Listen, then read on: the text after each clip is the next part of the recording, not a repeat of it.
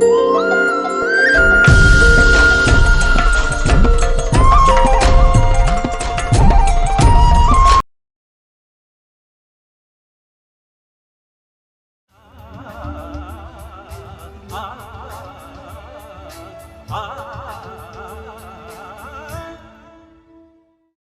ऐसा देश हो मेरा में आपका स्वागत है। मैं हूं रामवीर श्रेष्ठ। बात हम कर रहे हैं स्वतंत्रता या समानता की। स्वतंत्रता, समानता और बंधुता, इन तीनों शब्दों को लेकर दुनिया में एक बहुत बड़ी क्रांति हुई। फ्रांस में हुई इस क्रांति के बाद दुनिया भर ने इस क्रांति को बहुत महत्वपूर्ण, माने बहुत अहम तरीके से लिया और दुनिया की बहुत उम्मीदें थी उससे। लेकिन बहुत कुछ उम्मीद हासिल हो इससे पहले वहां पर संविधान में लगातार संशोधन करने पड़े और फ्रांस को करीब 51 बार अपना संविधान बदलना पड़ा पूरा का पूरा। तब जाकर के फ्रांस एक ऐसा देश बनने की ओर चला जिसमें यह एक माना गया कि हर आदमी को कम से कम उसके जीवन जीने की जो उसकी मूलभूत जरूरतें हैं वो उसको हर व्यक्ति तक ठीक से पहुंचे, हर व्यक्ति को समान अवसर पहुंचे, हर व्यक्ति के मस्तिष्क का, गुणों का ये पूरा विकास हो, हर व्यक्ति को शिक्षाएं समान दी जाए। कुछ दिशाएं तय की गई और उन दिशाओं के कारण से फ्रांस ने एक कई सोपान पार किए।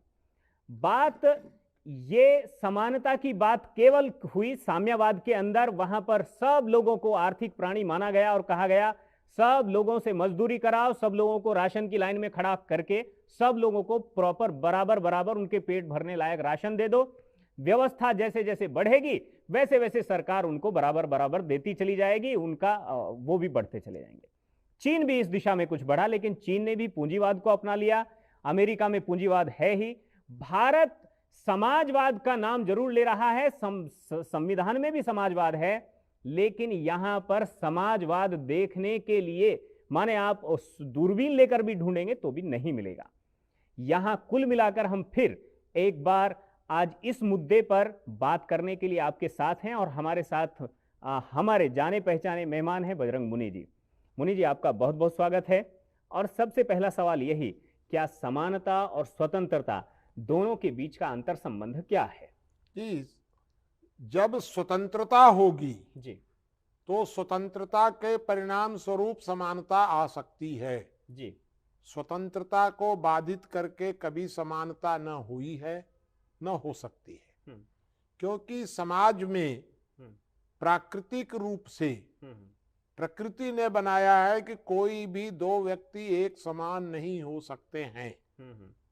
पूरे विश्व में कोई भी आप दो को एक समान नहीं पा सकते हैं। जब दो व्यक्ति एक समान नहीं हो सकते हैं तो दोनों की कार्य क्षमताएं भिन्न भिन्न होंगी, उनके कार्यों से प्राप्त परिणाम भिन्न भिन्न होंगे और आप इन भिन्न भिन्न परिणामों को समान कभी कर ही नहीं सकते हैं। क्षमताएं यानी शोषण करने की क्षमताएं नहीं, कार्य करने की क्षमताएं। ये जो शोषण करना जो शब्द है, कार्य तो मजदूर करता है, कार्य तो मजदूर मालिक नहीं काम करता करवाता है, उसके अंदर क्षमता होती है, विशेष क्षमता होती है। हाँ, तो दोनों की अलग अलग अपनी अपनी क्षमता है। आप मालिक को तो वो शोषण करने की क्षमता है ना। आप मालिक को मजदूर बना दीजिए, मजदूर को मालिक बना दीजिए, कौन रोका? बना के भी तो आपने देख लिया है ना कि इस प्रकार बनाने के बाद भी उसका परिणाम तो कभी अच्छा नहीं निकल सकता है। क्योंकि स्वतंत्रता, एक आपको बताऊं मैं, समानता की परिभाषा जो रामानुजगंज में बनी है, अभी सारी दुनिया में नहीं बनी है। वो समानता की परिभाषा क्या होती है? वो समानता की परिभाषा ये है कि किसी स्थापित व्यवस्था द्वारा जो एक सीमा रेखा से नीचे रहने वाले लोगों की को समान सुविधा और सीमा रेखा से ऊपर वालों को समान स्वतंत्रता। तो भारत में यदि हमने अभी अगर मान लीजिए 20 रुपये हमने मान लिया कि 20 रुपया अभी माने कम से कम है, तो 20 रुपया से कम में रहने वाले जो 20-30 करोड़ लोग हैं अभी भारत में, बिल्कुल, इन सबको समान सुविधा दी जानी चाहिए। मैं इसका पक्षधर हूं। और जो 20-30 करोड़ लोग जो इस 20 रुपए से कम वाले हैं, इनको छोड़कर बाकी जो ऊपर वाले लोग हैं, इनको समान स्वतंत्रता दी जानी चाहिए। ये समानता की परिभाषा होगी। अब होता यह है कि यह जो परिभाषा है समानता की, ये परिभाषा अगर स्वीकार कर ली गई तो राजनेताओं के हाथ से सारा मुद्दा ही निकल जाएगा। फिर उनके पास बचेगा क्या? क्योंकि राजनेता, खासकर भारत का राजनेता, और भारत के राजनेताओं में भी साम्यवादी और समाजवादी, इन दोनों की तो सारी राजनीति ही समानता के मुद्दे पर टिकी हुई है। हाँ। वास्तव में इनको समानता चाहिए नहीं समाज में। इनको दोनों का उद्देश्य ये है कि समाज में ऐसी असमानता बनी रहे कि कमजोर वर्ग इनका पिछलग्गू बना रहे। यानी असमानता का निर्माण करने में सरकार की तो कोई भूमिका नहीं है। नहीं, सरकार के भी, सरकार माने क्या?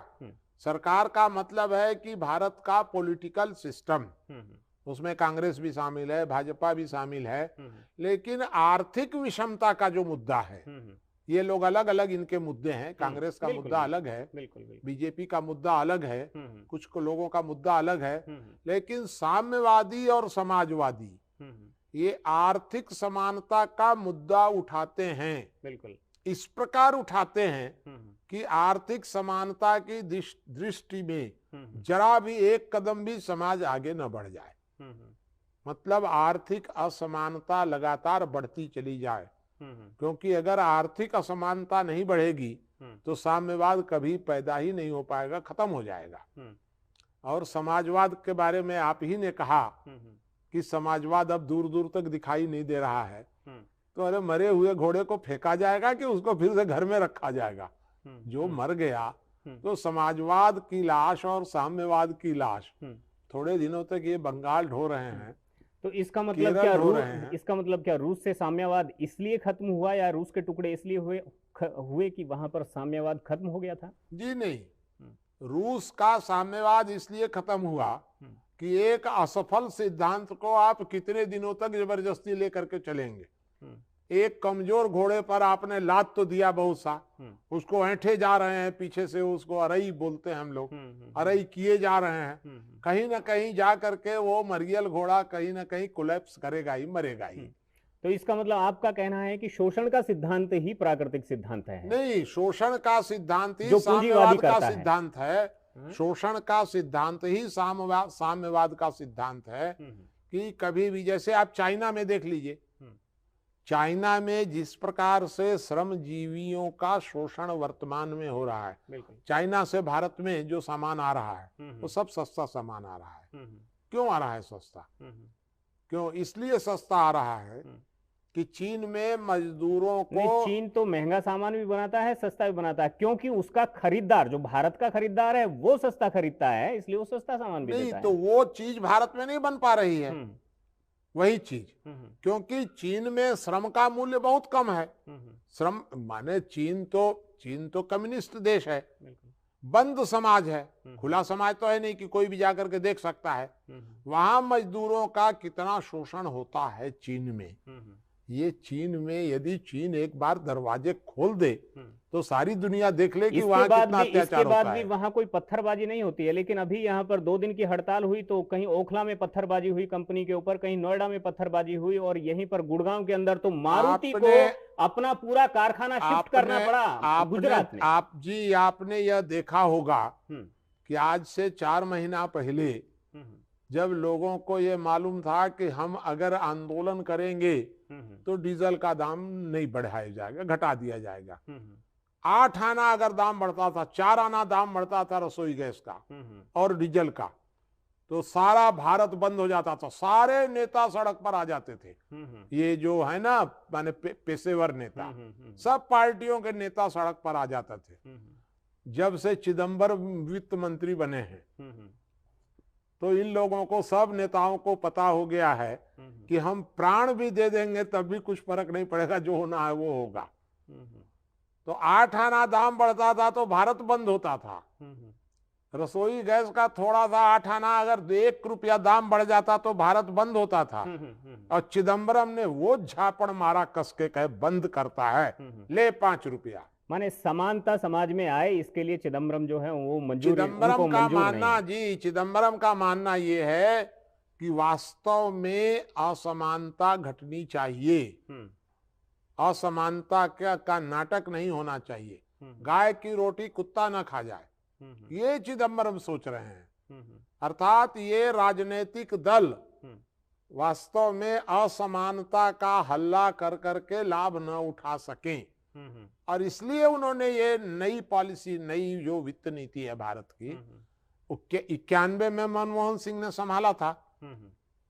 फिर मनमोहन सिंह जब कमजोर हुए, ये आ गई खास करके अभी ममता बनर्जी। सारे हिंदुस्तान में ये ममता बनर्जी वगैरह ने आकर के समस्या पैदा की। एक भी सुधार का काम इन लोगों ने नहीं होने दिया। सबको किसी न किसी नाम पर रोक के रखा। 4 आना बढ़ा रहे हैं, 8 आना बढ़ा रहे हैं, हम ऐसा कर देंगे, हम फांसी पर चढ़ जाएंगे, हम फलाना कर देंगे। ले अब कर लेना। क्यों, कहाँ गई ममता बनर्जी? आज भी तो जिंदा है जो फांसी पर लटक रही नहीं, थी। इसे तो आप तानाशाही कह सकते हैं ना। ममता बनर्जी अगर कुछ नहीं कर पाई तो जनता कुछ कर देगी। अभी 2014 अगर मेरा ये कहना ये है कि जनता कुछ कर देगी, कि जनता बहुत कुछ जिता देगी। सन 91 के बाद भी ये सारे लोग इसी प्रकार का नाटक कर रहे थे मनमोहन सिंह के खिलाफ। बिल्कुल। और फिर मनमोहन सिंह की नीतियां फिर से लागू हो रही हैं वर्तमान में, और इन लोगों के नाटक का क्या होगा वो अभी मैं कुछ नहीं कर सकता हूँ। लेकिन मैं ये बात जानता हूं, लेकिन मनमोहन सिंह जी की नीति आने के बाद ये सरकार भी मानती है, सरकार के एक मंत्री भी कहते हैं कि देश में खाई बढ़ी है, अमीरों और गरीबों के बीच में असमानता की खाई बढ़ी है। जी, तो मेरा ये कहना है, ये है, मैं भी इस बात से सहमत हूं कि मनमोहन सिंह की नीतियों के आने के बाद भी असमानता की खाई उसी प्रकार बढ़ती जा रही है जैसी उनके आने के पूर्व बढ़ रही थी। उनके आने के और पूर्व, तेज गति से उनके आने के पूर्व जो असमानता की खाई थी, वो उसमें सब गरीब और अमीर सब उस खाई में थे। अब की जो स्थिति है, उस स्थिति में अमीर तबका, बुद्धिजीवी तबका उसका लाभ ज्यादा उठा रहा है और गरीब तबके को जूठन मिल रही है। ये तो सच्चाई है, मैं इसको स्वीकार करूंगा। बिल्कुल बिल्कुल बिल्कुल। लेकिन 91 के पहले ना अमीर तबके को लाभ हो रहा था, ना गरीब तबके को लाभ हो रहा था उस समय। तो मनमोहन सिंह के आने के बाद इतना अंतर हुआ है, जो अंतर स्वीकार करना चाहिए। ये जो असमानता की खाई है, ये केवल आर्थिक मोर्चे पर नहीं है, ये सामाजिक मोर्चे पर भी दिखाई देती है जी। हम समाज में देखेंगे महिलाओं और पुरुषों के बीच में भी असमानता की ये जो खाई है, ये है। नहीं, मेरा तो ये कहना है कि असमानता की खाई स्वाभाविक है, क्योंकि दो लोग कभी समान नहीं हो सकते हैं। उस असमानता को कम किया जा सकता है जो नहीं हो रही है। क्यों नहीं हो रही है उसका कारण मैं आपको बता दूं कि असमानता को दूर करना या असमानों को, कमजोरों को मदद करना मजबूत लोगों का कर्तव्य है। मजबूत लोग चाहेंगे तो उनकी, क्योंकि भाई समाज में तो पूर्ण स्वतंत्रता है, सबको स्वतंत्रता प्राप्त है। बिल्कुल। उस स्वतंत्रता में भी यदि कोई पिछड़ रहा है, भारत में काफिला सिस्टम है। काफिला सिस्टम का मतलब यह है कि हम स्वतंत्रता पूर्वक कंपटीशन करेंगे और उस कंपटीशन में यदि कोई व्यक्ति बहुत ज्यादा पिछड़ गया, एकदम से बहुत पीछे, तो हम थोड़ा सा रुककर उसको उस स्थिति तक आने देंगे जहां से वो कंपटीशन में फिर से दौड़ने लग जाए। मान लीजिए वो कंपटीशन में हमारे दौड़ रहा है और वो गिर गया, बिल्कुल, तो गिर गया तो कंपटीशन खत्म हो गया। तो हम चाहेंगे कि उसको उठा दें।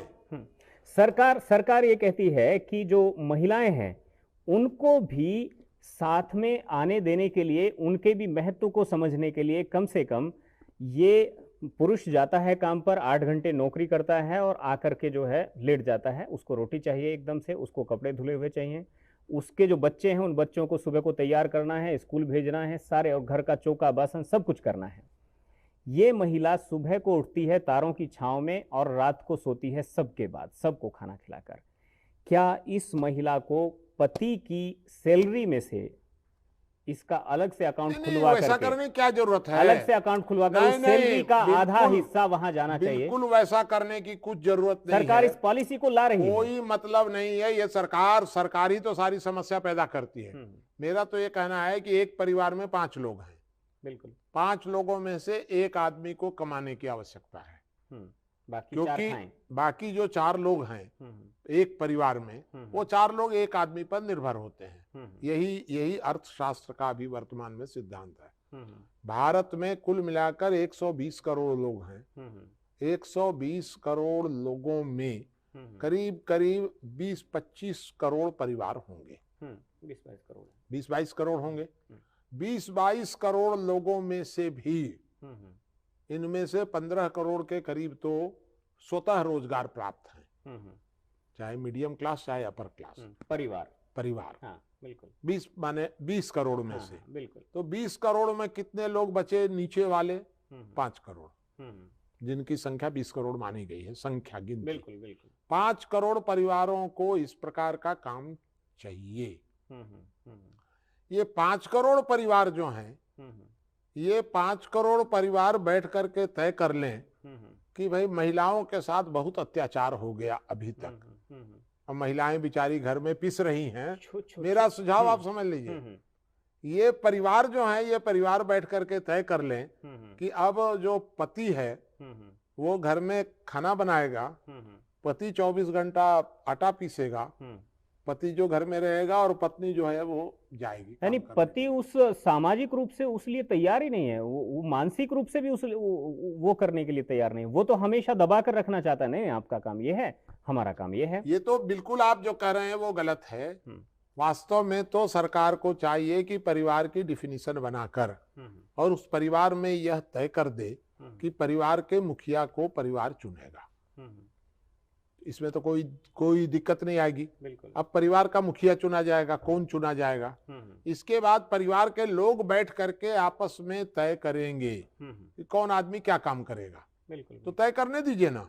मैं आपको गारंटी से कह सकता हूं कि आपके परिवार में भी यदि यह प्रथा लागू हो जाए कि परिवार में एक आदमी को रोजगार मिलेगा और रोजगार कौन करेगा ये बैठ करके तय होगा, तो पत्नी हमेशा ये कहेगी कि आप जाइए रोजगार करने, मैं रहूंगी घर में। तो बाहर वालों को कष्ट क्यों होगा इस बारे में? बाहर वालों को जलन क्यों होगी कि औरत घर में बैठी हुई है और पति काम कर रहा है? नहीं, एक आदमी रोजगार करे और बाकी 4 आदमी बैठकर खाएं तो देश की उत्पादकता, देश का जो प्रगति है, आप हमको देश की जो प्रगति है वो तो अवरुद्ध होगी ना। आप हमको एक बात बताइए कि जिस देश के अंदर ऐसे परिवार आज भी हैं जिन परिवार के 5 आदमी बेरोजगार हैं, तब वो उत्पादकता प्रभावित नहीं हो रही है क्या? तो हमारा ये कहना है कि आप 5 को रोजगार दे दीजिए, हम तो रोक नहीं रहे हैं, लेकिन पहले आप यह देखिए कि परिवार का कम से कम एक सदस्य तो नौकरी पा जाए। नौकरी माने रोजगार, नौकरी माने नौकरी नहीं। परिवार का कोई एक सदस्य रोजगार पा जाए, और जब ऐसे 5 करोड़ लोग रोजगार पा जाएंगे, कोई बेरोजगार नहीं रहेगा 140 रुपए से नीचे। जब एक भी व्यक्ति बेरोजगार नहीं रहेगा, तब हम दूसरे की बात सोचेंगे। ऐसा कैसे होगा कि पति तो अपना अलग। आप तो जो बात आप कह रहे थे कि समानता हो ही नहीं सकती, आप तो समानता के सिद्धांत को लागू करने की बात कर रहे हैं। तो समानता तो इसी तरह से होगी ना। समानता किस प्रकार से होगी कि समानता ये नहीं हो सकती है कि कमजोर को मजबूत से लड़ा दो, कि कमजोर आदमी बेचारा पिट जाए मजबूत से लड़ करके, और पिट जाए तो वो भाग जाए। इस प्रकार से मत करिए। और थोड़े से 1-2% लोगों को मजबूत बना करके और लड़ा दो उन लोगों से। वर्ग विद्वेष, वर्ग समन्वय, सब पूरा माने झगड़ा हो गया वर्ग संघर्ष का। मेरा ये कहना है कि समानता की बात जो भी राजनीतिज्ञ करता है, समानता की बात, स्वतंत्रता को छोड़कर, वह वास्तव में उसका राजनीतिक स्वार्थ है।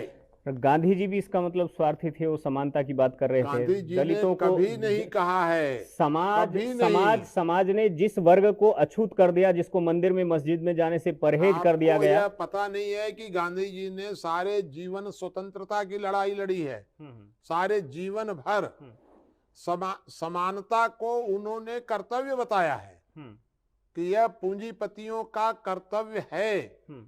गांधी जी ने कहीं नहीं कहा है। गांधी जी हमेशा यहाँ दिल्ली में वाल्मीकि बस्ती में बैठे रहते थे, और जब जब देश आजाद हो रहा था तब भी वो बंगाल में जाकर के मैं तो सहमत हूं इस बात से, उसी बस्ती में थे। तो मैं तो आज भी सहमत हूं कि गांधी जी ने जो दिशा पकड़ी हृदय परिवर्तन की, वो दिशा उपयुक्त दिशा थी। इन लोगों ने जो राजनीतिक स्वार्थी जो तत्व हैं, इन लोगों ने समानता को हथियार बना लिया सत्ता प्राप्त करने का, और उस समानता को इन लोगों ने हथियार के रूप में उपयोग किया। यही साम्यवादियों ने किया, यही समाजवादियों ने किया। देखिए, समाजवादियों ने जो किया, वो समाजवादियों में दो बातें तो अलग अलग थी। समाजवादी बहुत कामयाब भी नहीं हुए जी। तो समाजवादी जो थे, साम्यवादियों ने हिंसा का सहारा लिया तो जिंदा रह गए। बिल्कुल। समाजवादियों ने अहिंसा का सहारा लिया। एक तरफ उन्होंने गांधी को लिया, अहिंसा, और एक तरफ समानता को लिया, वर्ग विद्वेष। तो ये दोनों को इन्होंने जोड़ करके जो काम किया, तो सफल नहीं हो पाए। कम्युनिस्टों की एक लाइन थी एकदम सीधे सीधे कि हम समाज में जो टकराव पैदा करेंगे समानता के नाम पर, समानता की हम भूख पैदा करेंगे लोगों के अंदर, कर्तव्य नहीं अधिकार की लड़ाई लड़ाएंगे।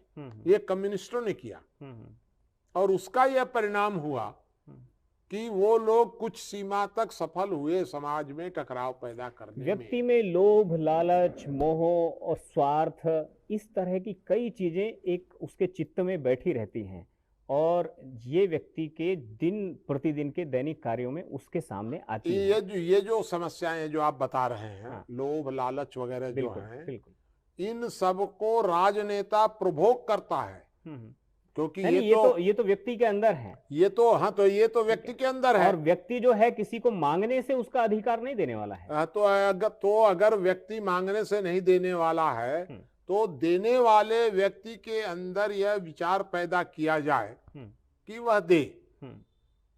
लेकिन अगर व्यक्ति मांगने से नहीं देने वाला है, अगर व्यक्ति दे रहा होता तो विनोबा भावे सफल हो गए होते। हाँ, देश के हर भूमिहीन पर आज भूमि होती। नहीं, तो विनोबा भावे सफल नहीं हुए, उसका कारण ये था कि राजनेताओं को ऐसा महसूस हुआ कि अगर विनोबा भावे सफल हो जाएंगे तो हमारी नेतागिरी कहाँ रहेगी।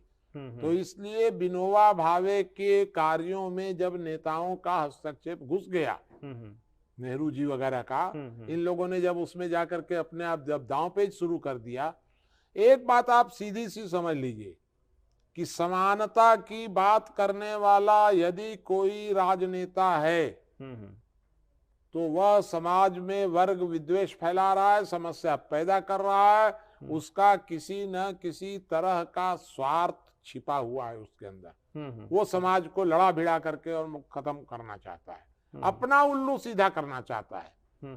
बिल्लियों के बीच बंदर, तो अगर बिल्लियों की रोटी छोटी और बड़ी होगी ही, एक समान हो ही नहीं सकती है, और बंदर की नीयत खराब होगी तो छोटी रोटी वाली बिल्ली के मन में वो पैदा करेगा कि तेरी रोटी छोटी है और उसकी रोटी बड़ी है।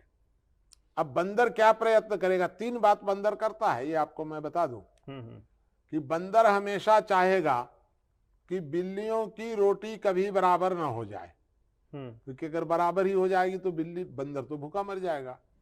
60 वर्षों से आप ये देखेंगे कि हर नेता समाजवाद, साम्यवाद, फलानावाद, ठिकानावाद, एकात्म मानववाद, कितने वाद आए समानता के नाम पर। न हिंदुस्तान से गरीबी घटी, न आर्थिक विषमता घटी, हिंदुस्तान से न शोषण घटा, कुछ नहीं घटा, क्योंकि ये घटने वाली चीज ही नहीं है। सरकार और पूंजीपतियों का और बुद्धिजीवियों का जो गठजोड़ है, शायद वो चाहता है कि ये ना घटे। हाँ, तो ये तो मैं भी कह रहा हूँ जो आप कह रहे हैं मैं भी ये चाहता हूं कि सरकार, पूंजीपति और अपराधी ये लोग चाहते हैं कि संपन्न लोगों के मन में कमजोर लोगों के प्रति कर्तव्य भाव कभी न पैदा हो, इसलिए कमजोर लोग हमेशा उनको गाली देते रहें, जिससे आर्थिक विषमता खत्म न हो। तो मैं तीन बात आपको बता रहा था कि बंदर हमेशा कोशिश करता है कि रोटी कभी बराबर न हो, एक। दूसरा बंदर की कोशिश होती है हमेशा कि बंदर रोटी को बराबर करता हुआ दिखे, करे कभी नहीं। तो आप ये देखेंगे कि हर नेता समानता की बात करता है, समानता कभी होने नहीं देता है। अगर समानता का कोई कार्य होने लग गया तो हर नेता आ करके उसमें विघ्न पैदा करता है। ये हुआ दूसरा। और हर नेता यह कोशिश करता है कि असमानता की आग छोटी रोटी वाले बिल्ली के मन में हमेशा जलती रहे। अगर कहीं छोटी रोटी वाली जो बिल्ली है, गरीब आदमी है मान लीजिए, गरीब आदमी ने कह दिया जाने दो भाई, उसके भाग्य में यही लिखा था, तो उसका महल बन गया, हमारी झोपड़ी रह गई, कोई बात नहीं है। अगर ऐसा उसने कह दिया तो हर नेता आएगा, कहेगा अरे मूर्ख, तो क्या बात कर रहा है, तेरी झोपड़ी का शोषण करके इसने महल बनाया है, ये महल अगर ढह जाएगा तो रोशनी तेरी झोपड़ी में आ जाएगी। नहीं, देखिए सरकार अगर चाहती है, सरकार ये कहती है कि भाई ये जो मजदूर है, जो गरीब आदमी है, हम इसका हित करना चाहते हैं, ठीक है। तो ये प्राइवेट सेक्टर वाले, ये जो पूंजीपति लोग हैं, वो कहते हैं नहीं, आप हमारे यहाँ पर मजदूरों के हितों की रखवाली नहीं कर सकते। मैं भी तो ये कह रहा हूँ, मैं भी यही कह रहा हूँ कि सरकार माने कौन? सरकार का मतलब भारत का सारा पॉलिटिकल सिस्टम, इसमें न्यायपालिका, विधायिका, कार्यपालिका तीनों शामिल हैं। बिल्कुल, ये तीनों मिलाकर के सरकार हैं।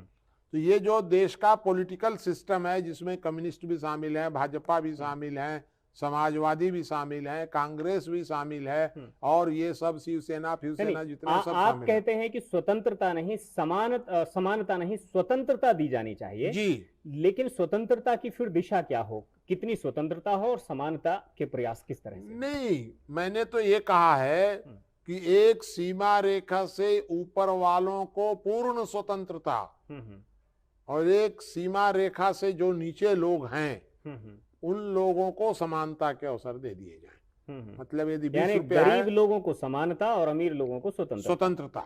ये तो मैंने कहा है कि गरीब लोगों को स्वतंत्रता, लेकिन स्वतंत्रता कैसी? गरीब लोगों को समानता प्लस स्वतंत्रता, गरीब लोगों को। लेकिन अमीर लोगों को स्वतंत्रता यानी कैसी स्वतंत्रता? नहीं, अमीर लोगों को अपनी क्षमता के अनुसार आगे बढ़ने की पूर्ण स्वतंत्रता, अपनी क्षमता के अनुसार, क्राइम करने की स्वतंत्रता नहीं, आगे तो तभी बढ़ेंगे जब गरीब का शोषण करेंगे। ये आप कहां से सुन लिए?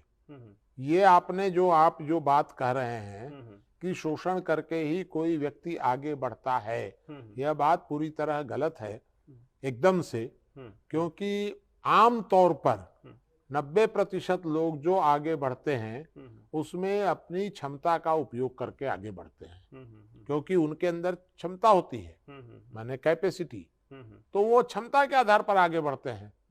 और कुछ परसेंट ऐसे भी लोग हैं जो शोषण करके आगे बढ़ते हैं। शोषण करके आगे, जो अपराध करके जो आगे बढ़ते हैं, शोषण कोई अपराध नहीं होता है। शोषण जो है यह तो अनैतिक कार्य है। बिल्कुल, तो शुक्रिया मुनि जी। आपने कुल मिलाकर के जिस तरह से चीजों को समझाने की कोशिश की है कि असमानता को जो सत्ता है वो एक तरह से हथियार बनाने की कोशिश कर रही है। यही मैं कह रहा था। माने ये एक जो सबसे जो समझने वाली जो तस्वीर है, जिसको 2 लेयर में हम समझ सकते हैं। जो एक रेखा से नीचे है उसको स्वतंत्रता और समानता दोनों, जो अमीर है उसको सिर्फ स्वतंत्रता और असीमित स्वतंत्रता नहीं होनी चाहिए, लेकिन एक स्वतंत्रता होनी चाहिए। आपको यह मुद्दा कैसा लगा, इस मुद्दे पर आप अपनी राय दे सकते हैं। फोन स्क्रीन पर फोन नंबर हमारे लगातार फ्लैश हो रहे हैं। आप अपनी राय kashindia.com में भी दे सकते हैं, वहां पर जाकर भी मुनि जी के विचारों को पढ़ सकते हैं। फिलहाल इस मुद्दे पर इतना ही, अगले हफ्ते फिर मिलेंगे एक नए मुद्दे के साथ। तब तक के लिए दीजिए इजाजत, नमस्कार।